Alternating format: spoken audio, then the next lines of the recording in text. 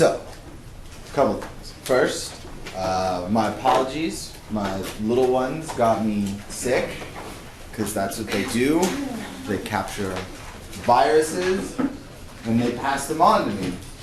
It's kind of like payment. I don't know for what. Maybe for providing a roof over their head and food, but it was pretty awful. But now I'm back. Another thing, today I'm recording the lecture for an evaluation, just to let y'all know. That's why if I look over here, it's to make sure that I'm actually in front of a camera and not walking over here, because now I'm not on the camera. So don't worry, y'all aren't being recorded. It's facing directly at me and at this whiteboard. Although I might hear you from time to time. You know, don't feel like there's surveillance going on, even though it's your entire lives and you all have a tracking device in your pocket. Right? Yay. So this week, we were covering anomie and strain, and we're kind of packing a lot of information into one class. There isn't a reading quiz, don't worry, I wouldn't do that to you. We didn't have a Tuesday lecture, but we are going to try and cover a bit of that ground. All right? This gentleman in the picture is Emil Durkheim, who they were discussing as the originator of this theory of anomie, right? So, on a piece of paper and a pen, and, I already said it, but develop from there. Who develops this social theory? That is, who's that gentleman again? And how does that social theory of anomie explain social deviance? What's it say occurs?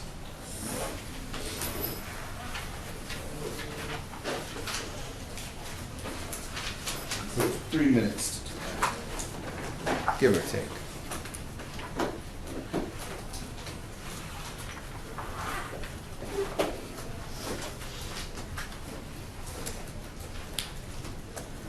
And if you need to pull out your book, you're more than welcome to do that too, if you have it.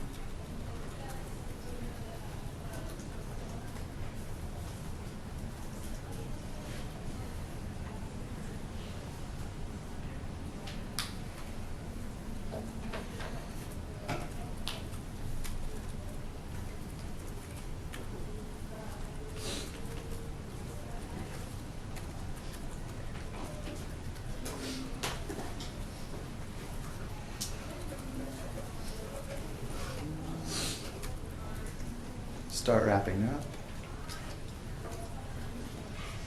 Don't worry, you don't need the exact answer. Are you looking for the camera? Yeah. I believe it's over here. Oh, yeah, there.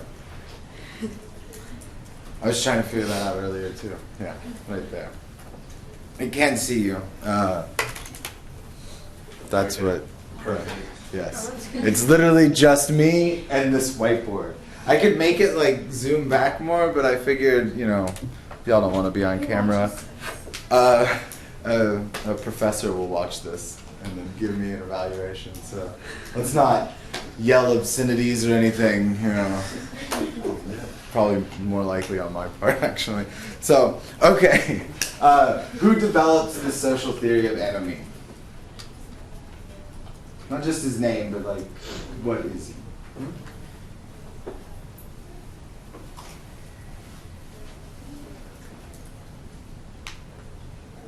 Anyone?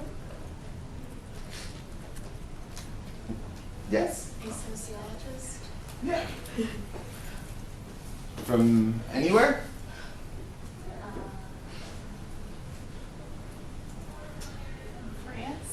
Yes. Very good. I was going to say that he studied suicide. Yes, which is one of his key works. So a French sociologist that wrote a comparative study of suicide. I was going to say, wasn't he French? I was going to say, wasn't he French? Oh, yeah.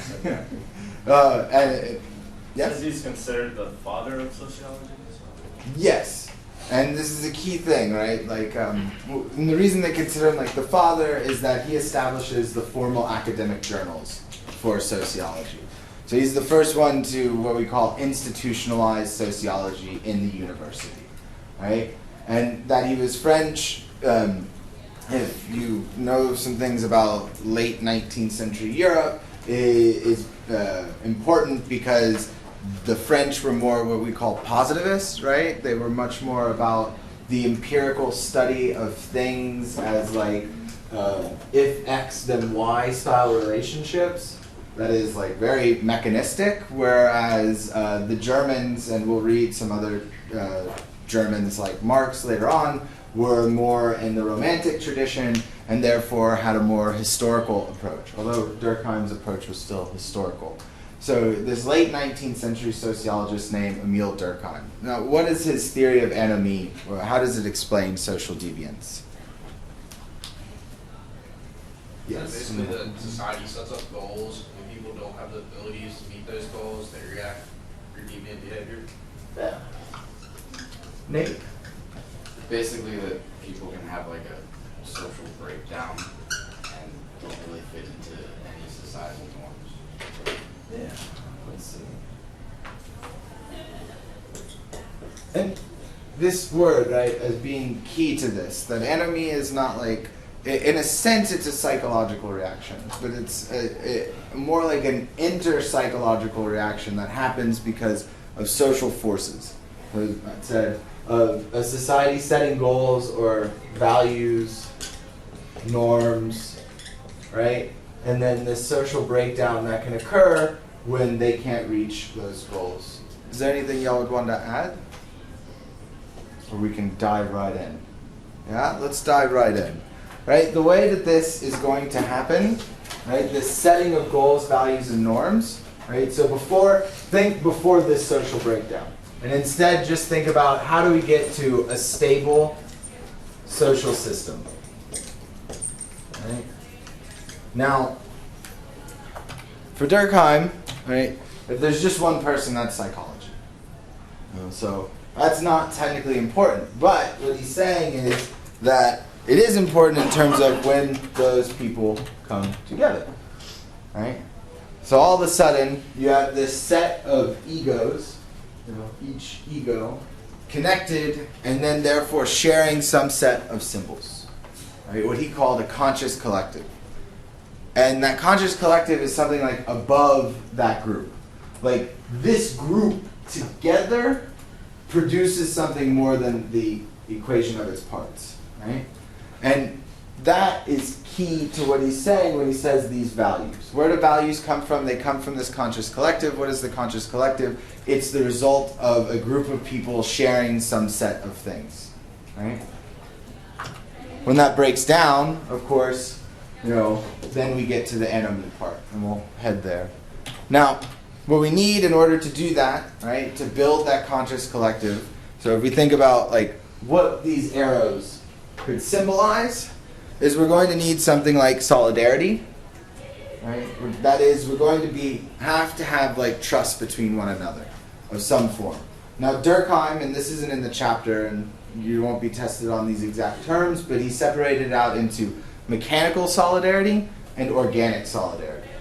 Mechanical solidarity was like, say you live in a very small town, everybody knows each other, and therefore there's no anonymity between people, right? So everything's kind of a self-enclosed cultural environment. Whereas organic solidarity occurs, say, in modern society because you have these anonymous relationships that you're always encountering. So you go to, say, Target. Who's been to Target over on Hillsborough, right? And so do you know the name of the cashier? No, right? So that would be organic solidarity, that it arises from situations between anonymous partners and there's not technically a self-enclosed shared set of values. However, the larger society that governs that organic solidarity does have a set of values, which comes up in the discussion of Merton in the chapter, which we'll get to, which is like the American dream, competition, the market exchange, etc., right? But so solidarity then is the specific type of relationship that two people have. Either mechanical, where they're in a self-enclosed system, the relationships aren't very differentiated, or organic, where they're very differentiated going forward, right? And then the other thing is sanction. And don't think of sanction as just negative. Sanction is not just like spanking your child or something. Sanction is both affirmation and negation, right? And that's key, that we both reward those actions that we want to see and also punish those actions we don't want to see. So sanction works in two ways. So the type of relationship, that is whether or not it's differentiated, right? That is, do you know these people or not? And then the form of reinforcing specific values will come together to produce social bonds, right? So you think each one of these arrows that are pointing at the individual are the sanctions. This is the form of solidarity. The interaction between all of those parts is what's going to produce, right, a social structure, a stable social system, one that could break down when these individuals are being sanctioned, right, in a way that then they can't fulfill the goals of that society. And we could think, what are ways that people are sanctioned to not then be able to fulfill the goals of their society? Like in the video we watched last time, the homeless people who can't get a job because they don't have, or no, they can't live anywhere because they don't have a job. Mm-hmm. So like they're sanctioned to not to just be stuck in society as a homeless person. Yeah. I mean, and where they do find places to stay that, for them at least in that situation, are relatively safe, they're moved to places that are worse off. Right? Exactly. And so they're trying to reach a goal of our society, which is housing, but the options to them are closed off. And so the sanctions are actually reinforcing the anomie. Good one. I saw I it. was just gonna say like prison. Yes. Yeah, and especially the mark of that record after leaving. So once again, that leads into the example of the unhoused leads to something like retreatism, as we'll talk about shortly, and then that as well will lead to either retreatism or some kind of innovation. Oh, well, you won't give me a legal job, fine, I'll find another way to do it. Right? So all of that will reinforce, and so you could think what that conscious collective that I showed is a bunch of these types of relationships going on. That's what Durkheim's saying. And it's, solidarity occurring, sanctioning that solidarity through some specific value system that is shared across a group of people. Right? That's what he considers stable set of values. Now, what that does, right, is you say, I have a conscious collective, and that produces some kind of what we can call, fancy language, desiderata, right? It's just a fancy Latin word that means desired thing, right? The thing that we desire. So our conscious collective produces this set of values, right? Maintains solidarity across people by sanctioning those values, right? And those values then say that's what people should want as their goal in life. Yeah?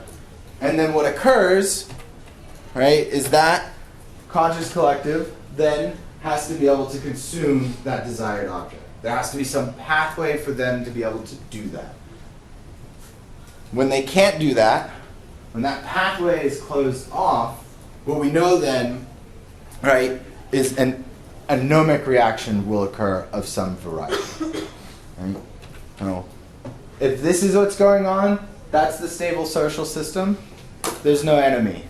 Everybody's just moving along very nicely because the things that are desired in society are being consumed by the people in that society. The moment that those things cannot be consumed, that is, those values cannot be reached, is when Durkheim says there's anomie. What do y'all think? Makes like a dynamic sense, right? He's saying this is a historical, ongoing process. So don't think of it as like static, like it happens one-off, but instead is a continuously occurring thing within social systems. Right now, all of y'all are participating, right, in the hopes that this is what will occur. You're at a specific desiderata, the university, because that desiderata is supposed to lead to certain life goals. Right? So in this situation, there's no anomie, instead we have conformity. Right? The moment that, say, y'all leave the university and that is no longer possible, that is, you are no longer able to get the consumata, then you would experience an anomic reaction. Right? Okay. Now, following from there, what are the types of anomie that Merton lines out? And then of those types, which ones are anomic reactions?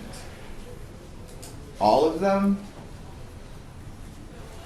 None of them? Yeah? So which one? And just to help y'all out, remember there are 5 types. Okay.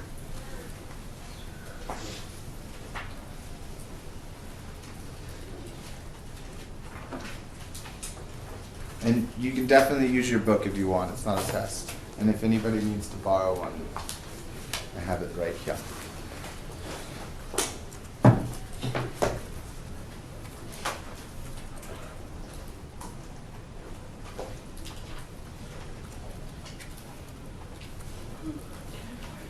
Yeah, definitely.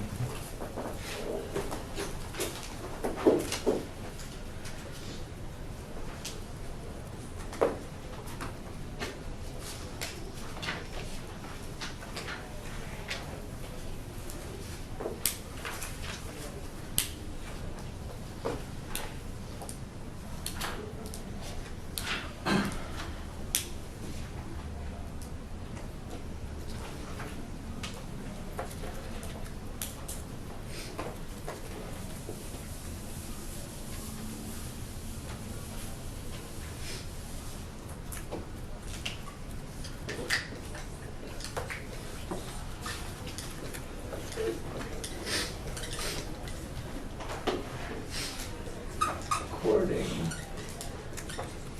to Merton.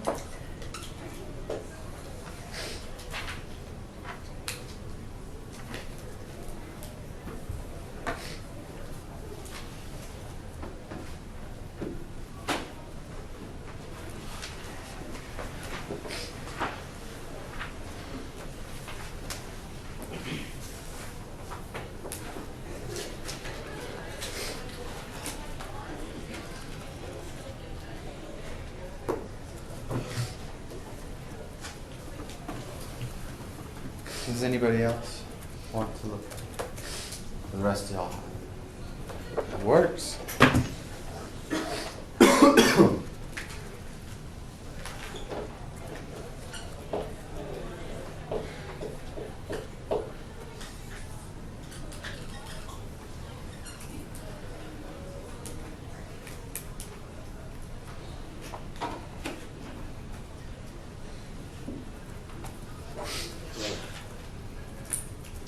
Take one more minute if you're still writing.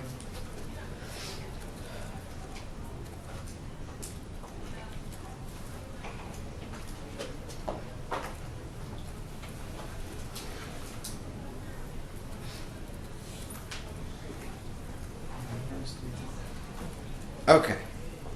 So remember, Merton says, right, in his typology, instrumental means cultural goals. Very much like Durkheim, right? And he's building this theory off of this. So what's just one type? That's Ryan? Conformity. Conformity. And what does conformity entail? Accepting institutionalized means and the cultural goals.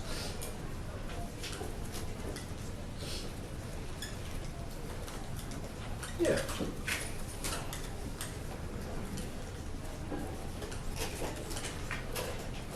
Accepting or having access to.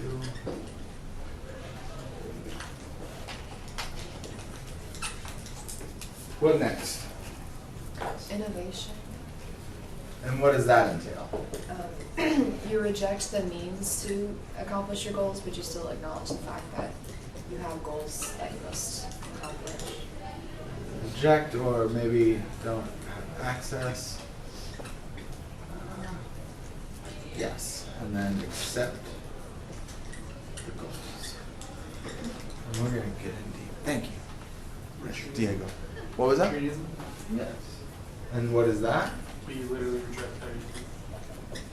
And just do your own thing. Reject it all. And we'll come back to this in a bit on some other topics about positive anomie as well. What next? Will? Ritualism. Which is? That's when you reject or no, you accept institutionalized means, but you reject cultural goals. That means reject goals.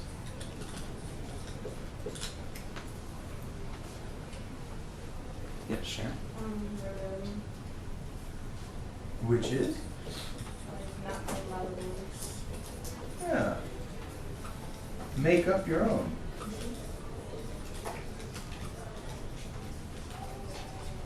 Right, which is basically establish your own conscious collective. Very true. Okay, good. All right, so these are our 5 types. Now, we have them, but I want to go through them. Right, conformity is the normal state for those people that have access to it. Not just accept, but have access to the institutional means. Right? We understand they accept the cultural roles, and the key point is that they have access to. And this was important for Merton. Because Merton, and I forget his original name, but actually changed his name to be able to access institutional means.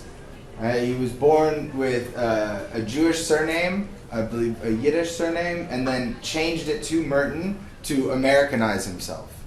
Right? So that is, he actually sought conformity to be able to access those institutional means. We can think of people in offices, we can think of people even in skilled trades, right? They're able to get the goals of our society. And what are the goals typically of American society, at least the dominant ideology? Money. You I say- said money. Yeah? Louder now? Money. That's right. Yes, money.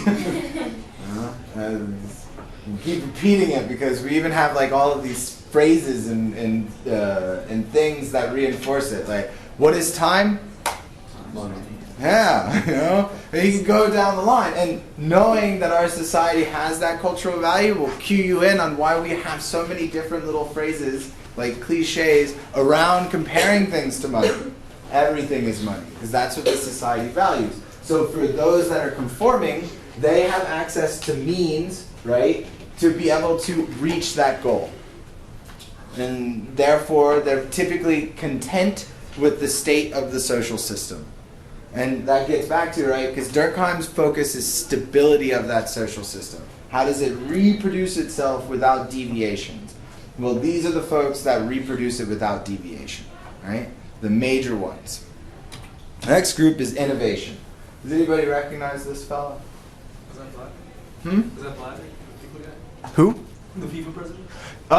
No, but he's another one that could actually fit the mold, right? Of innovation. No. He actually looks like he has emotion. You know, Murdoch not so much. You know, he's the dark, sunken face of Satan. I'm kidding. That's Bernie Madoff. All right. So do y'all know what Madoff did? Did you start a Ponzi scheme? Yeah. And what's a Ponzi scheme? He made off of money. Yeah, you know, he was basically getting new investors to pay the old investors and then thereby making it seem like there was massive returns on investment. Right? It's basically Amway or Avon, but he did it to rich people, so he went to jail. Right? And this is a key thing here. Right? So he basically, right, he didn't have access, or he did technically have access to institutional means, but he chose alternative institutional means to reach the society's goals. Right? Other examples of this could be, say, like drug dealing, right? They definitely are pursuing the cultural goals of our society, right? However, they're not utilizing the instrumental means that are sanctioned affirmatively by that society. Instead, their instrumental means are sanctioned negatively in our society, right? So they could also be. But Madoff, I think, is a good example of this, right? Of utilizing alternative means to reach those cultural goals. Next is ritualism. And they mentioned workers, and I think that this is a key thing, actually, to think about work. In a society where the majority still have to do the instrumental means, right, but don't necessarily agree with the goals. And we hear this a lot. Like, I hear this talking to my mother and my father. Like, you know, all we really want is just kind of a decent living. We'd like to be able to retire. But it's not a discussion of, like, obtain wealth, right? It's more a discussion of, like, stability. So the working class might even have, and we'll get to this in a bit, as, like, a criticism possibly of what values people are actually adopting, or are we assuming their value system because that's the dominant one. But these are the folks that will do those accepted means but not agree with the goals. So clocking in is a perfect example, you know, of people, a lot of them who kind of grow to accept their social position.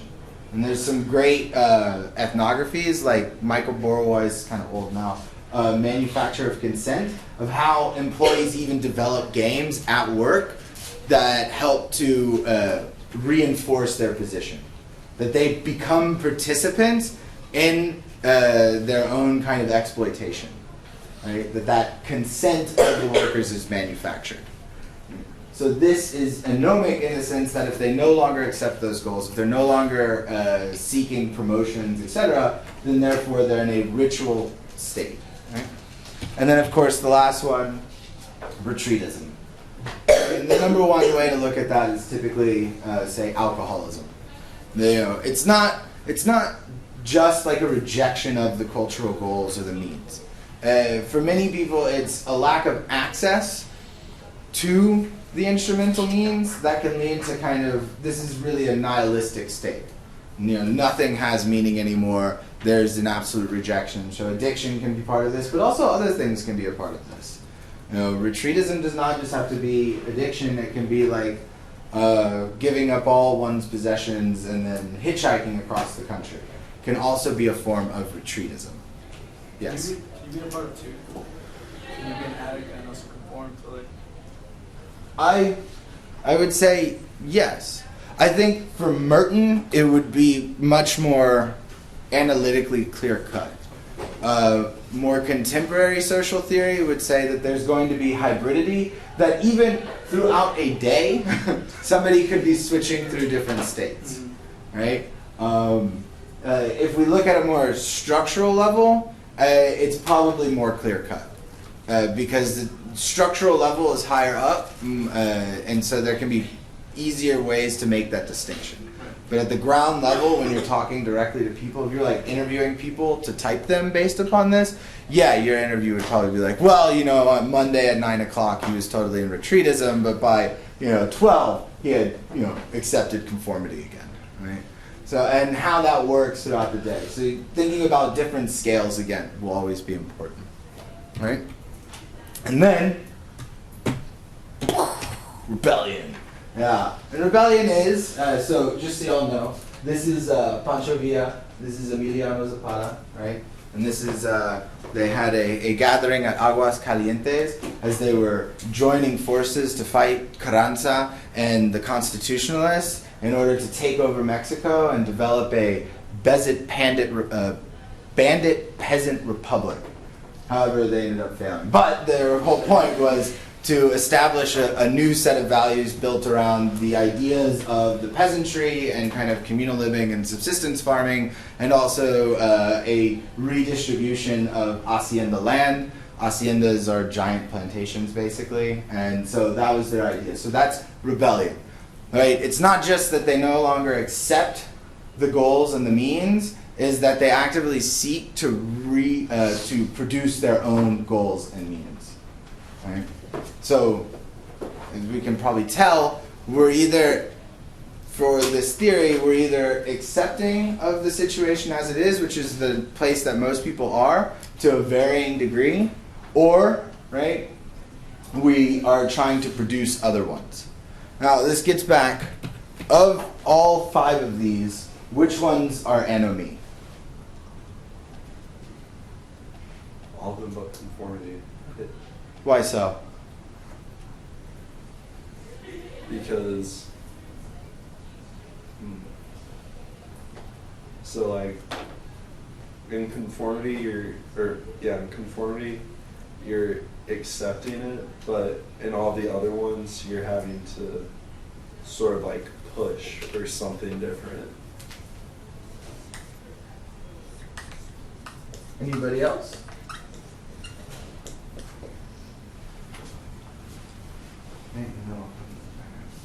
Yeah.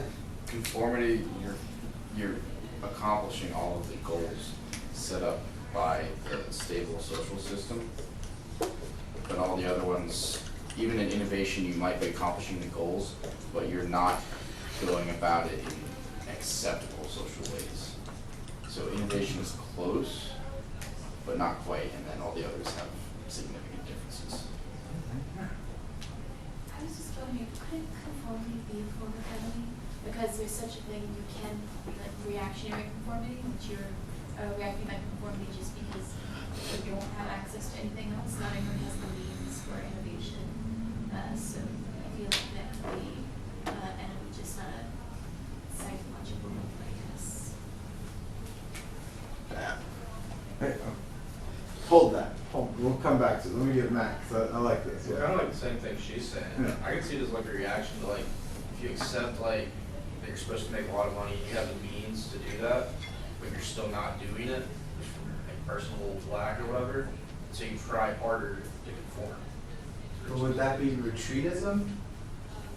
I don't think it would be if you have access to it, you're trying to do it. Like, let's say the goal is to get like a Lamborghini or something, and you're sitting in a BMW. You're just gonna try working your means that you have, working your job to get to the higher goal. So it's a reaction in that sense. Come back to this one second. What Diego was saying earlier, could it be that this is switching over time? So somebody maybe in the morning is more conformist, they say, or know that they're able to access a Lamborghini, but they, at night, they enter either retreatism or practice rebellion? Maybe. Well, I feel like conformity can also be a defensive mechanism, especially for people in sort of stigmatized or deviant groups. So maybe just, I feel like you can still be deviant and you can still be conforming outwardly, at least. Okay. You're trying to present yourself as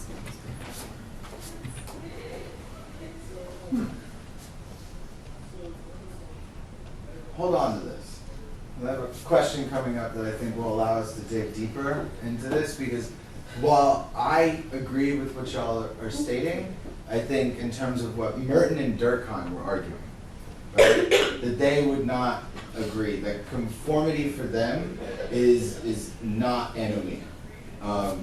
And they weren't, because you think this is quite a bit ago, right, just when sociology is starting out, they weren't making as fine-grained of distinctions.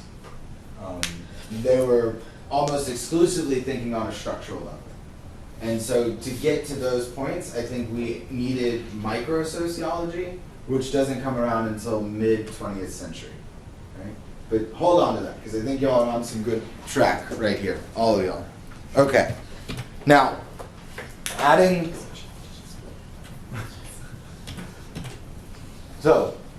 to this, right, hey, we'll keep just one at a time. And this is thinking much more about innovation, right, and thinking about criminal deviance. Do they have access to criminal opportunities is going to be a key question. You know, if you get to innovate, is because you have access to innovation. That's the subcultures point. Like, remember my thing, like, you don't just get to be a drug dealer, you actually have to know people to be able to do that. Or to steal cars, you probably have to figure out people that had prior knowledge so they can teach you how to steal a car. But you can't just show up. So do they have access to those opportunities? right? The other thing is violence permitted? Are they able to use violence? Not everybody is as capable in doing that. So if their likelihood of deviance revolves around physical violence, they're going to have to be capable of doing such things, mentally and physically capable, right? And this gets to retreatism in major ways. Like, the more that you're in isolation, the less likely it is that you will commit deviant acts, or at least specifically deviant acts that we think of most of the time. However, we could think of how this relative isolation could increase the likelihood of a deviant act of, say, a school shooter. Right? So, what was his name? Adam Lanza that did Sandy Hook. Was in relative isolation. Right? That was one of the things that gets brought up. So the likelihood of deviance coming off of these different factors and is the negative relationships. And that's another key. And we hear stuff like this, and if it sounds kind of like a DARE program, this is definitely the type of social theory that would have informed something like that. Like, don't hang out with them, they're bad people. Well, who do you have access to hang out with? Maybe the good people won't hang out with you. Did that ever occur to anybody that was saying that? Make better friends. Well, maybe somebody doesn't want to be my friend. Gosh.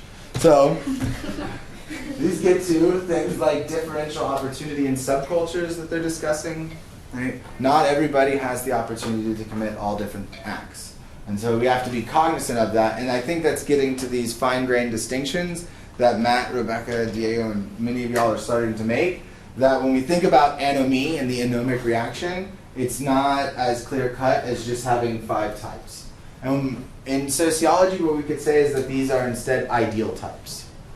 Right? That is, that they are abstractions from the concrete world, and what we do is we take these abstractions and we rub them against the grain of reality to see what pops out.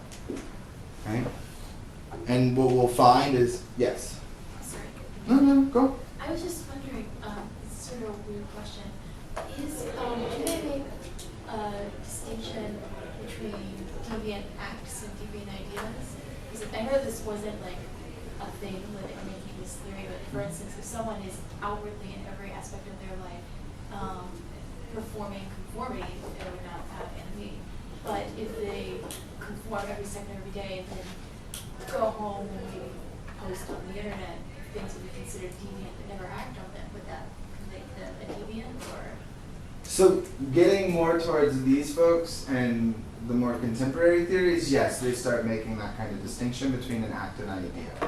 For the early people, it wasn't as relevant at the moment because it was more just like, how do we get people to see that social facts are a thing that we have to be cognizant of? So getting towards the later, yes, you split ideas and acts. We could think of this maybe as professors who have radical political ideologies, so their normal day-to-day work is definitively conformity. Their outside work activities may be rebellion, right? Or maybe nihilistic professors whose out of work is basically retreatism. We could see that actually with engineers in very clear ways, because engineers and lawyers both have very high rates of alcoholism. So their day-to-day harsh realities, Overworked people drink a lot. It's this thing. It's related. It's, so stress, I guess. So they're definitively during the day conforming. But then there's also the question, well, is alcoholism, if they maintain their job, actually treated as retreatism in our society? Or are we labeling it as retreatism because they're utilizing alcoholism, which isn't an acceptable means? So those distinctions are all coming up. We'll keep going. Oh, Yeah? Yeah, no, and the idea versus act also gets to another important thing in sociology more generally, of what we keep bringing up, objectivity versus subjectivity, right? The idea as kind of subjective but not material, whereas the act is still subjective, but there's now an objective material force that's occurred. And what comes first, ideas or acts? So you think. It's kind of a chicken and the egg thing. Well, what really came first? Well, actually, it's evolution. So there wasn't technically a chicken or an egg first. There was a species before the chicken. And so then we should say that something before the chicken came before the chicken and the egg. Right? Well, that's why it's very complex. Like you think social systems are fluid and ongoing. Well, how do we slow that down just to get like a snapshot of one piece of the larger social system occurring? And that's a difficult task. But we're trying, and these are different ways that we can build that analytical apparatus to do that. So differential opportunities and subcultures are coming out of this, and then also that general strain theory. Right? And especially in this, having access to those negative relationships, although, and as you can tell, even though they're claiming neutrality, there's a lot of value judgments going on in all of this. Right? Who's to say these are negative relationships? Really? Like, who gets to judge which relationships are good or bad? And also on what term? Because, just getting back to him, Madoff and the conformists can commit things that are deviant, but because they have power are not treated as deviant. So are those negative relationships? Or would people that are doing social studies automatically rate those variables as positive relationships? Like, do y'all think that he has positive relationships, Bernie Madoff, or negative relationships? Depends on with who. Hmm? Depends on with who the relationship is. How so? Just co-conspirator if you have a positive relationship, but is investor if you have a negative relationship with. So, but for these theorists, those would be, the co-conspirators would be the negative relationships, and the investors would have technically been the positive relationship. Well, from his perspective, Aha, okay, yeah. Sorry, go on. it's the other way around. From his perspective. Yeah. And, which one holds out? Like, if you were building a study, how would you rate those? Would you let them self-identify the relationships, or would you merely sit down and say, yes, this is negative, this is positive?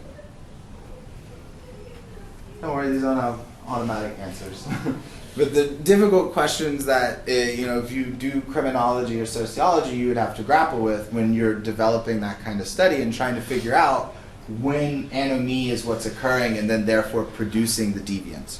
Or when, say, a general strain is occurring on an individual so that they are more likely to commit a deviant act. Right? So, coming to, because a couple of times it's come up, with Rebecca, what are the criticisms?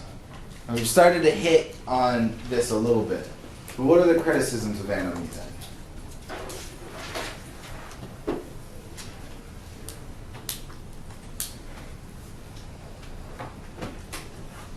I'm sorry, I told you I've been packing a lot into one lecture, but it'll be okay.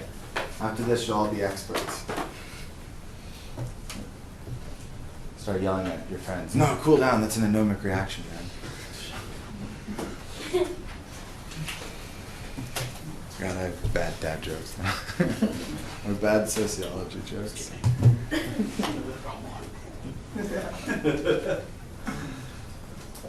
I use that highfalutin language on me.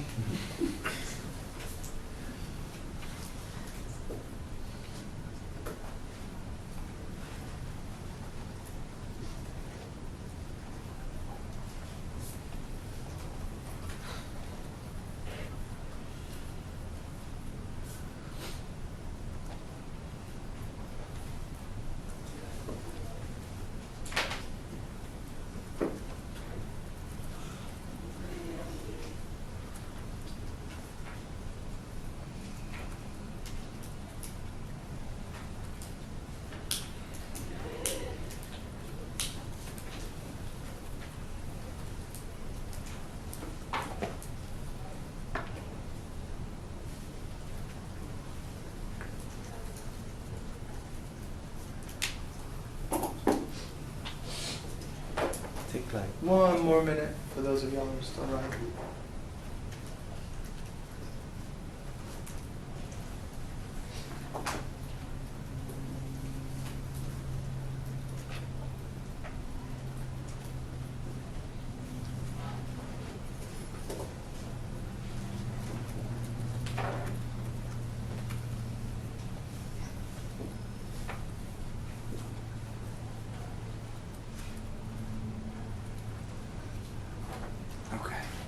So, what's one criticism that could be levied at Anomie as a theory of social deviance?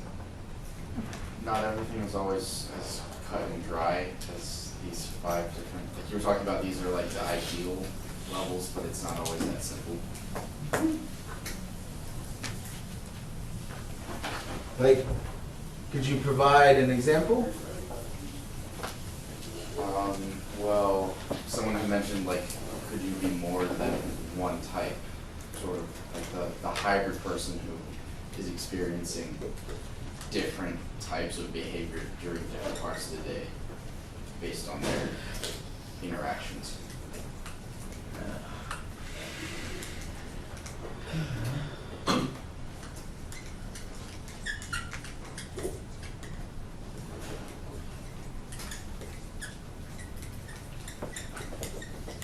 It's possible to switch between states, right? Just like ice turns into water, a conformist can turn into a rebel.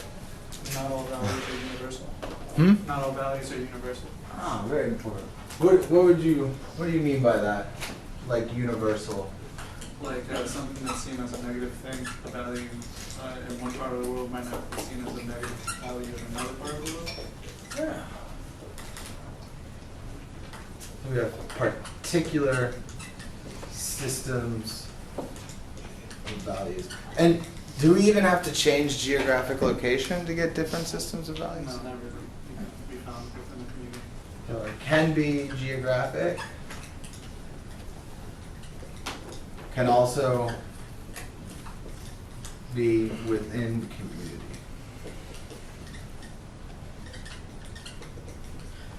What other? And I want to come back to this one especially. It's a key point.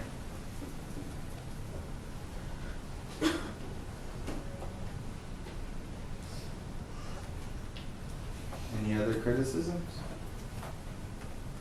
I'm gonna all jump up and run and kick the dead sociologist together now. No? Okay. Well, that's okay. I want to pick on this one. And let's come back to this because like Merton talks about it, and I think it is, especially for our own society, we definitely see how it can be a real driver of social deviance, right? The value on money. Now, within our society, is that the only value that sets our goals? No? Okay, cool. Now, which other value systems are also operating? Like your family or who you care about. So,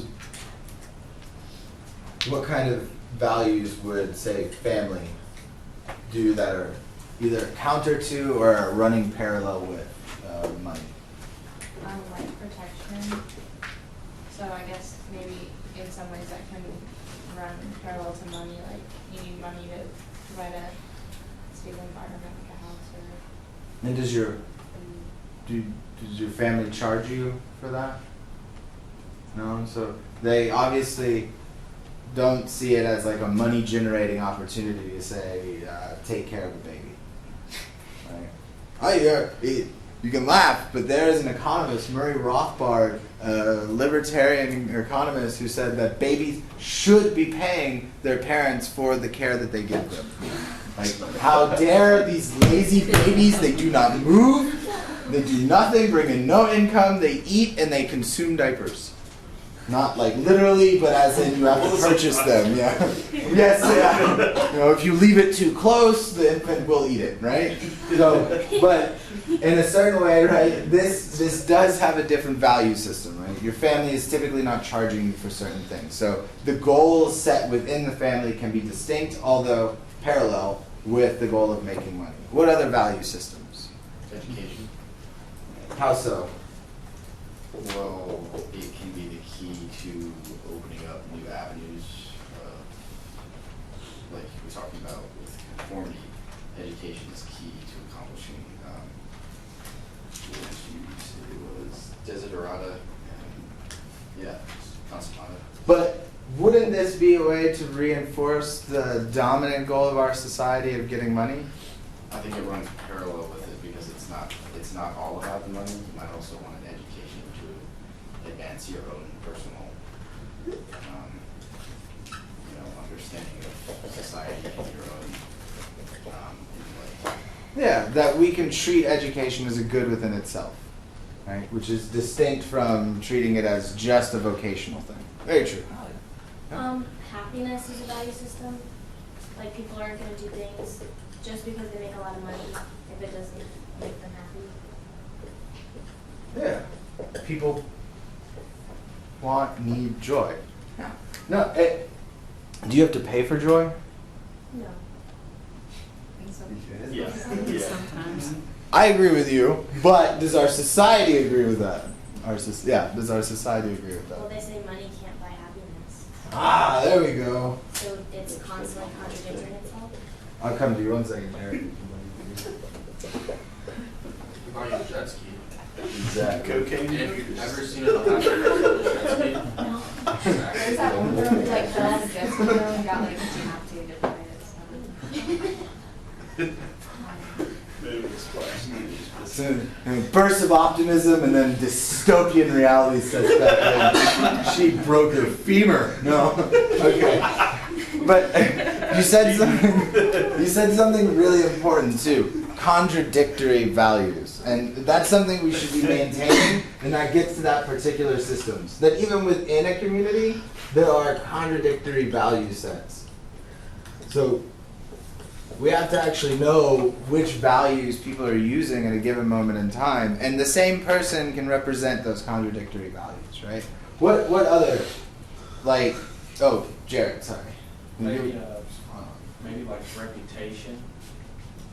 Reputation? How so? Because I mean, if you're like a builder and you build houses and you're like the best one in town, people are going to come to you first because they know you're going to do it right. Yeah. And doing it right could at times even come at the expense of money, correct? Like cost overruns on a project, but you want to make sure that it's the proper project and it's done. Yeah. What about religion?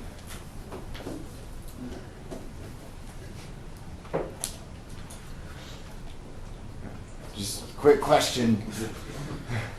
Like, does that offer a different set of values to money? Which, there we go. Well, let's say Christianity.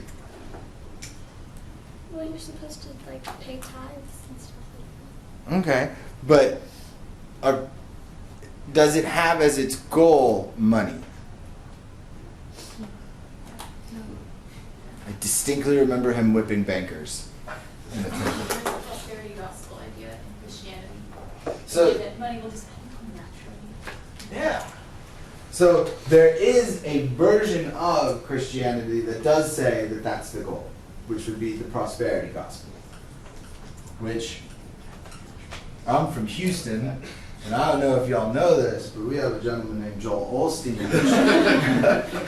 whose church is in the former basketball stadium of the Houston Rockets.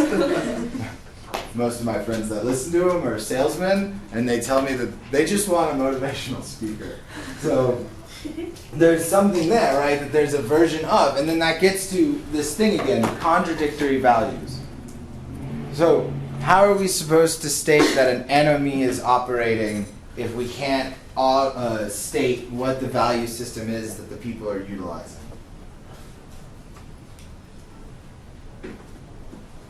Now, I don't think that that means that anomie is a bad theory. Anomie is a very good theory, and it can tell you a lot of things. But it will depend upon how we start to make these gradations.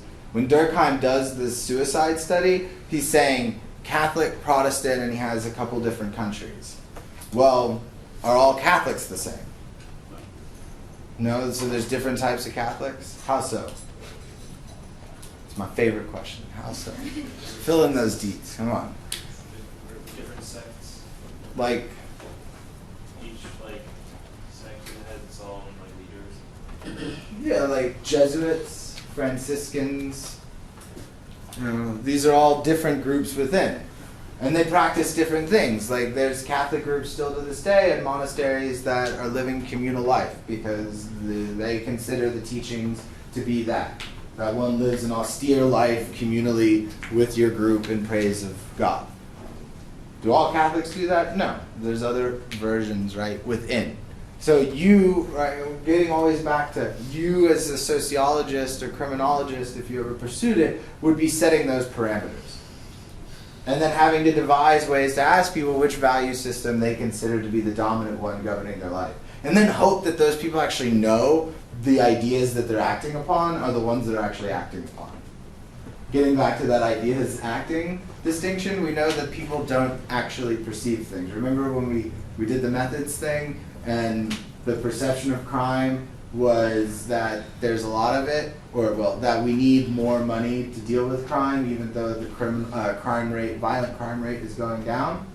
This is the same effect, that we're dealing with the fact that people don't have program manuals, and they are also themselves as individuals fragmented amongst all of these different parts. And for Durkheim, this was especially important when thinking about modernity. Like, do you think that we experience our reality differently now that we're so interconnected with all these differentiated groups than the group of people that just had, say, their village? And that, he says, also produces anomie. The fact that y'all all have to move through competing value systems throughout your day. Right? And each one of them can produce anomie, or they can come together. Like the prosperity gospel is a coming together of a dominant ideology with the prior dominant ideology, right? And meshing those two together. Okay. I know there's a lot going on. So, I've been thinking about cults because one of the group really likes cults. And I wanted to come and find a video on one of these cults. And so while you watch, this is just a short 3-minute clip, but think about what is the anomic reaction going on here? Like, is this the mass casualty one? Like the fake casualty one, like that camp? This is one of them. This isn't George Jones. Okay, that's what I'm thinking. No, this isn't George Jones. Oh, God. Yeah, no, that one's real bad. No, but these folks do. I mean, this one's still bad. They definitely, have a mass suicide. And that I think demonstrates a certain anomic reaction. Which one would mass suicide based upon cult beliefs be? Right. So just take a moment. We're gonna watch it together. Yeah, that's how he looked, and people followed him, and you gotta love humans. They do a lot of weird things. October 1996, Rancho Santa Fe, California. Marshall Applewhite and his followers have created a website which outlines their beliefs and explains how one may enter Heaven's Gate. It is the name with which the group will be permanently associated. What is the meaning of Heaven's Gate? According to the website, it means that Applewhite and Nettles are the keys to the kingdom of heaven. Income from the group's new computer consulting business, called Higher Source, enables them to rent this 9,000 square foot residence in an affluent neighborhood near San Diego. But former member Rio D'Angelo says the group's main focus was their impending suicide. We felt really good, and now we had to prepare. So we knew that the exit was, at that time, imminent. Applewhite says he is waiting for a sign from the next level, which will tell him when it is time for the group to leave the planet. Until then, his followers make preparations. They check their supply of phenobarbital, a powerful barbiturate, which can cause death when combined with alcohol. They purchased it in Mexico months earlier. They work out a suicide schedule, and they create uniforms. We all had uniforms made for us. Very important in organizational organizational got sociology. Nike Uniforms, sneakers really on sale for $10. D'Angelo designs the Heaven's Gate away team arm patches. We were considered an away team, like from a spacecraft, like in Star Trek. The away team goes down to the planet, does what they have to do, and then they come back up. December 1996. The newly discovered Hale-Bopp comet moves closer to the Earth. For sure. Applewhite announces to his followers that this is the sign he has been waiting for. He says the spaceships will soon be arriving to take them home to the level above human. The reason that the comet was the indicator was that it was something that you could see anywhere in the world, and he felt that the next level would give him a sign in that way. But shortly after Applewhite's declaration, D'Angelo starts having doubts. I felt like there was something more that I needed to do. And it was confusing to me because I loved Doe and I loved the group. With Applewhite's blessing, D'Angelo decides to leave. March 19th, 1997. In the backyard of their home, Heaven's Gate members videotape one another, issuing farewell messages to the world. This is the happiest day of my life. I mean, I've been looking for this for so long. I know it's a dark way to end it, but. Oh, good. Okay, so there we go. What type of anomic reaction is occurring here, and why? And if you think it's multiple ones, that's totally fine as well. It's definitely very tragic. It occurs more often than we think. You know how many people died? I believe it was like 30 or so, if I remember correctly. I can look it up real quick.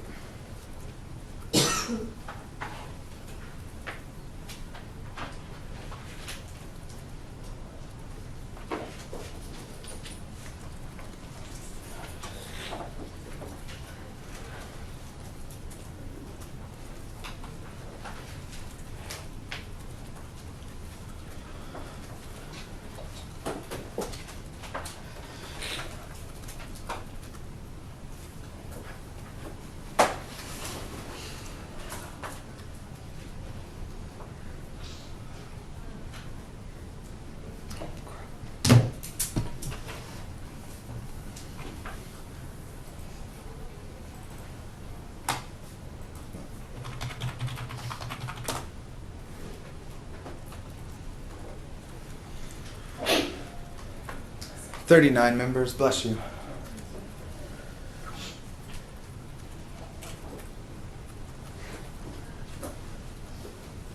I think the George Jones one was several hundred. I think it's like 900. That was the Kool-Aid one. I think they mixed theirs with Kool-Aid too. I think a lot of them have mixed like a chemical with.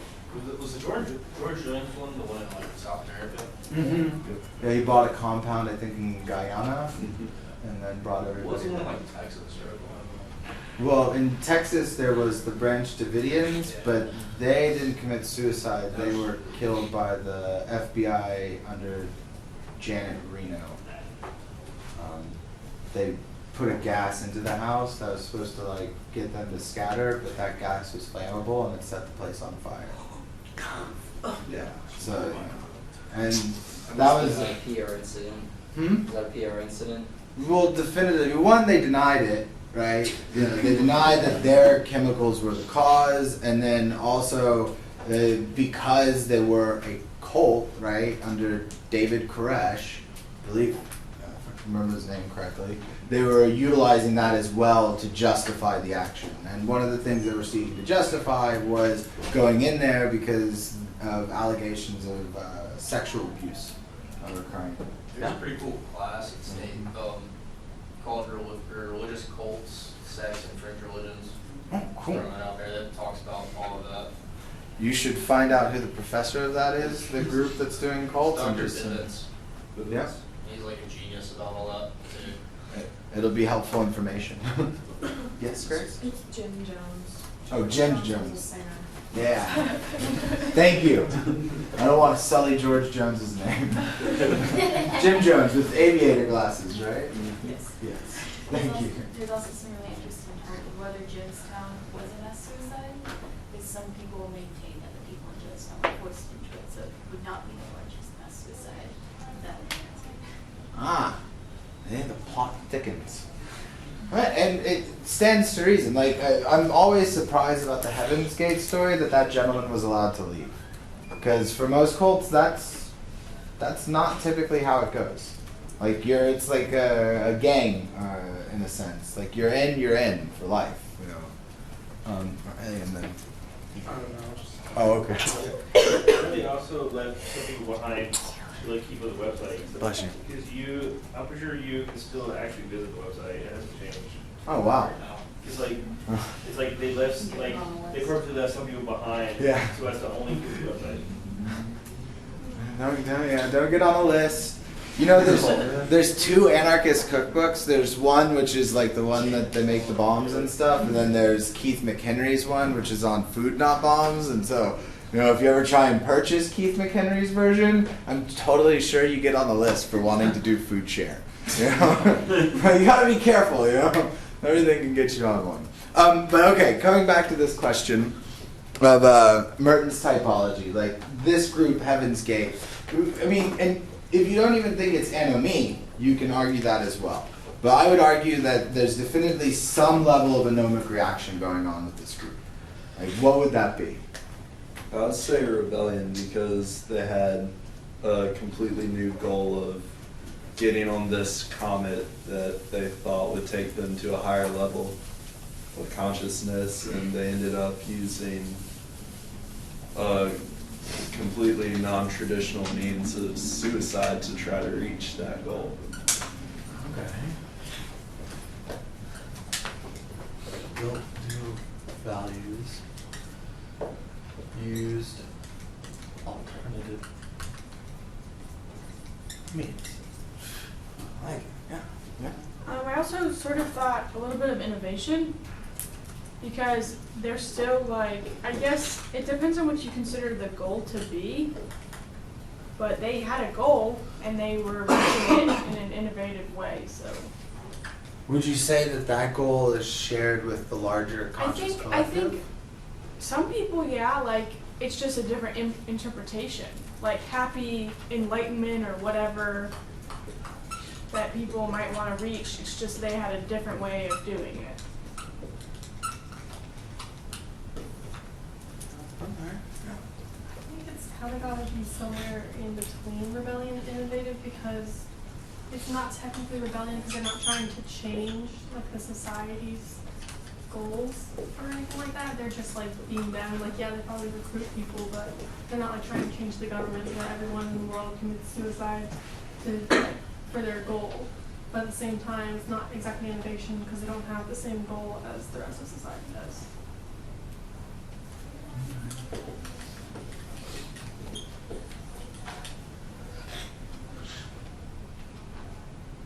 Anybody have different thoughts on it? Could you say that it's retreatism? Because it's going to be a lot of people like have a different response to the current ideas of the time. Their idea was literally that they were going to like leave the world and all that behind.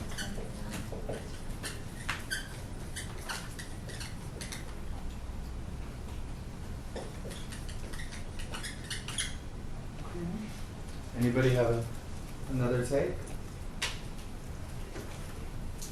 Okay, of the class, I'll give my piece here in a second. How am I doing? Okay, we have enough time. Raise your hand if you think it's rebellion. Keep them up, keep them up. 1, 2, 3, 4, 5, 6, 7, 8, 9, 10, 11, 12, 13, 14, 17. Okay.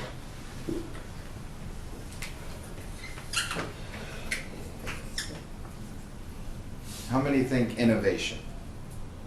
I think it's both. If you think it's both, you can raise your hand twice. It's totally okay. 1, 2, 3, 4, 5, 6, 7, 8, 9, 10, 11, 12. Okay. What about retreatism? 1, 2, 3, 4, 5, 6, 7, 8, 9, 10, 12, 13. Okay, I think I got everybody. Well, I don't think that's a statistically significant difference to say who won, but no rebellion. So I think this shows that the theory can be complex, and we have to get a more fine-grained distinction between each of these parts so that we can better apply that theory, right? Because does rebellion, and I think I even brought this up, does rebellion require a change to the larger conscious collective to be considered rebellion? Or does a rejection of society's values and the production of your own values, is that sufficient for rebellion? And that's going to be key, because that's going to allow us to distinguish between when it's rebellion or when it's retreatism. Because if it requires a change in the larger conscious collective, then retreatism becomes much more of a viable ideal type to explain Heaven's Gate. Because they weren't about it. Actually, you could say, and if you went and studied Heaven's Gate, one of the questions you could ask is, does them believing that they're special reinforce what they're doing? That is, if they thought that everybody could do it, would they have participated in that act?